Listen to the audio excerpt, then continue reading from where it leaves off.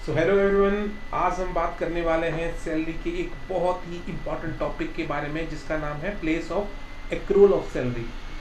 ये place of accrual of salary क्या होता है और इसमें हम लोग सैलरी के चैप्टर में इसको कैसे ट्रीट करते हैं। जनरली हमारी जो लाइफ में ये सारी की सारी चीज़ें जो है होती रहती हैं, लेकिन हम लोग जो है इसको कंफ्यूज हो जाते हैं कि sir what to do with this problem. और बहुत ज़्यादा इम्पॉर्टेंट चीज़ ये है कि हम लोग जो है जब हम लोग इंटरमीडिएट का एग्ज़ाम की बात करते हैं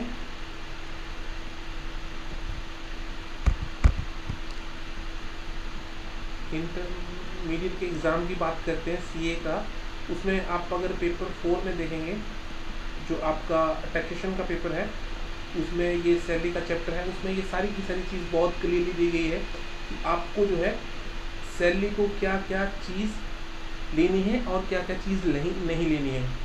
जल्दी बहुत सारे लोगों को इसके बारे में पता होता है, लेकिन गवर्नमेंट जो है एक भी पैसा अपना छोड़ना नहीं चाहती, एक भी पैसे के ऊपर जो है अपना टैक्स जो है नहीं। उसका मेन मोटिव क्या है गवर्नमेंट का कि अपने ऊपर जो है जो भी टैक्स लगाया जाए उसका मेन मुद्दा क्या है, टैक्स को इंक्रीज करना। उस केस में आपका कोई भी ऐसा अमाउंट नहीं जाना चाहिए जिसके ऊपर जो है टैक्स उसको ना मिले।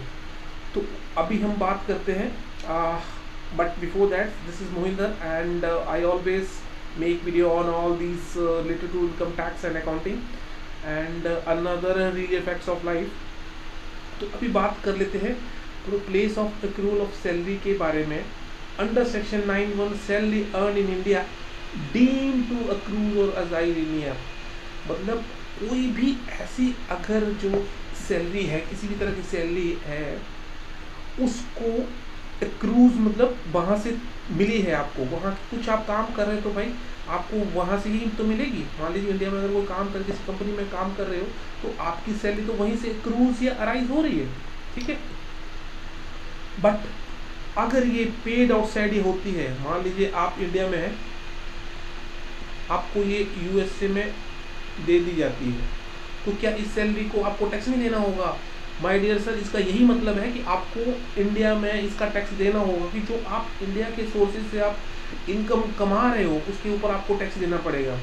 Payable after the contract of employment, चाहे आपका कॉन्ट्रैक्ट जो है वो इंडिया के साथ में खत्म हो गया, एम्प्लॉयमेंट कॉन्ट्रैक्ट चाहे वो आपका खत्म हो गया है, लेकिन आपको अगर वो इंडिया से बाहर भी अगर आपको ये मिल रहा है तो उस केस में इसको क्या बोला जाएगा कि accrual of salary in India.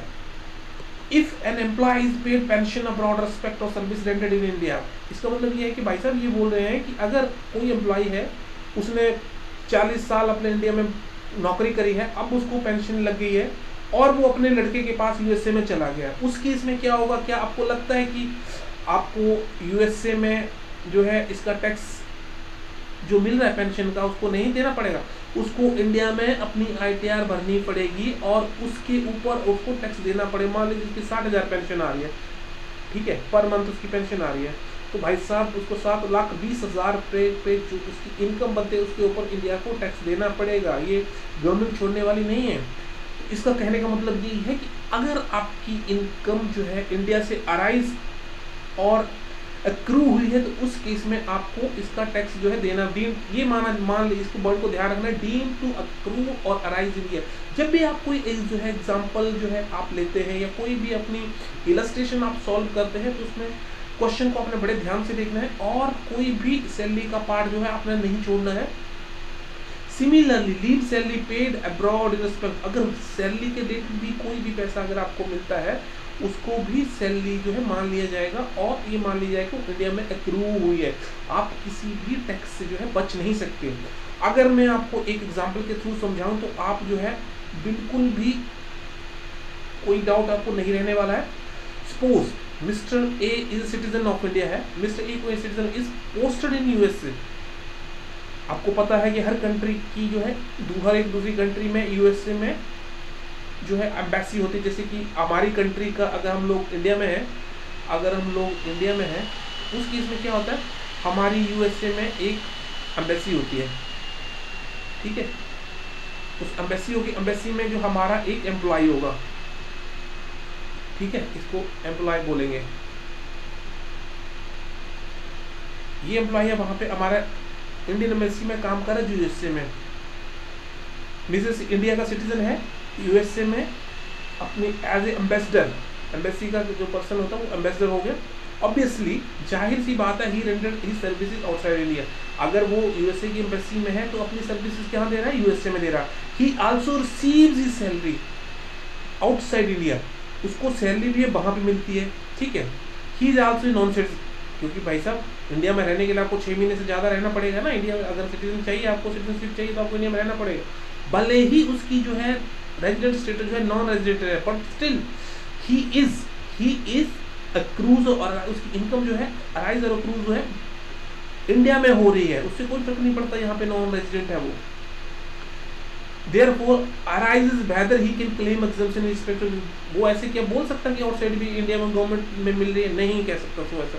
Section 9(1) क्या बोलता है, provide salaries payable by the government to the Indian citizen of India service outside India shall be deemed to accrues or arise in India, as I told you कि भाई साहब ये मान लिया जाएगा कि आपको जो है सैलरी जो है इंडिया में अराइज हुई है, क्योंकि सर्विसेज तो बाहर दे रहा है, पर्सन क्या कर रहा है, सर्विस दे रहा है बाहर ये, ठीक है। तो however by the virtue of section 10(7) क्या बोलता है, एनी अलाउंसेज, इसको ध्यान से रखने वाली है। 10(7) का क्या कहता है सेक्शन, ये बोलता है कि भाई साहब अगर आपको कोई अलाउंस और परगुजिट्स क्या होते हैं, जैसे कोई फैसिलिटी हो गई, मान लीजिए आपको कार दिलाई गई है वहाँ पे, या फिर आपको रहने का दिया गया है, ये सारी की सारी चीज़ें आपको परगुजिट्स होती हैं। पेड और allowed outside India the government citizen of India for rendering service outside will be fully exempted. ये ध्यान रखने वाली बात है कि अगर आपको इंडिया के बाहर एम्बेसी में अगर आप वहाँ पे पोस्टेड है और आपको कोई भी अलाउंसेस वर्ड आपने ध्यान रखना है, अलाउंसेस और परगुजिट्स अगर उसको मिल रहे हैं तो वो सारे के सारे एग्जम्प्ट होंगे, लेकिन उसकी जो सैलरी है वो उसकी जो सैलरी जो होगी वो टैक्सेबल होगी। तो ये छोटा सा टॉपिक था, आई होप कि आपको सारा का सारा पॉइंट क्लियर होगा, इसमें ज़रा सा भी डाउट नहीं है।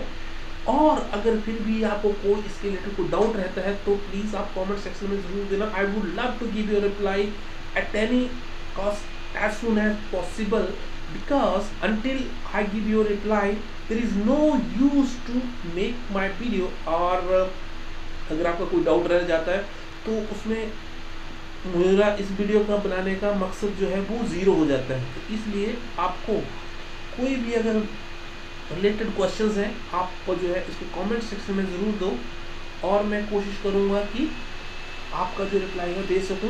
आपने प्लेस ऑफ अक्रूवल ऑफ ध्यान रखना है, बहुत इंपॉर्टेंट वर्ड है। आपको जो है सीए के एग्जाम में क्या होता है भाई साहब कि आपको क्वेश्चंस को ट्विस्ट किया जाता है, और जब आपके क्वेश्चंस को ट्विस्ट किया जाता है तो आपको क्या रहता है, आपको उसको जो है सॉल्व करना है और उसको अंडरस्टैंड करना है। मेन मुद्दा क्या है, अंडरस्टैंड करना है, ये कहानी है। तो आई होप कि आप लोगों ने चीज़ों को समझ लिया है, लेकिन फिर भी अगर कोई पॉइंट चीज़ रह जाती है तो हम लोग बाद में बात करते हैं। So till that time take care and hope for the best, do work hard and prepare for your exam. And November 2022 में आपके एग्ज़ाम आने वाले में, तो आपने एक चीज़ को बिल्कुल रट लेना है, सो दैट कि आपकी हर एक प्रॉब्लम सॉल्व हो जाए। So till then take care, bye.